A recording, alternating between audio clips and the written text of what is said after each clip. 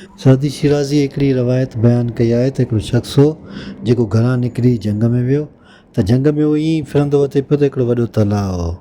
हू हुते वेही रहियो, बोर जो थिए पियो, तंग थिए पियो, त हिन भरिसां जेके रंगीन पथर पिया हुअसि उहे खणी उछलाइणु शुरू कयईं। आहिस्ते आहिस्ते उछलाईंदो रहियो, कुझु टाइम गुज़रियो त उहो थकिजी पियो, त बाक़ी आख़िरी जो पथर बचियो त उहो खणी वापसि घरु आयो। जॾहिं जो गलीअ मां गुज़रियो पियो वञे त हिनखे हिकिड़ो दोस्त मिलियो।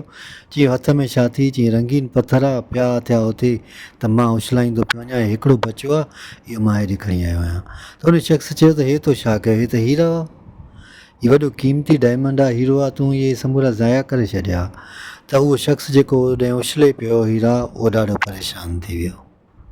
ज़िंदगी में के लम्हा अहिड़ा हूंदा आहिनि जेके असां आहिस्ते आहिस्ते ईअं गवाईंदा रहंदा आहियूं, ऐं रिश्ता बि के कहिड़ा हूंदा आहिनि जिन खे वैल्यू न ॾींदा आहियूं, इज़त न ॾींदा आहियूं, ऐं आख़िर में अहिड़ो पल बि अची वेंदो आहे जो माण्हू विछड़ी वेंदो आहे या जुदा थी वेंदो आहे, ऐं उन खां पोइ वापसीअ जी का उमेद बि बरक़रार न आहे रहंदी।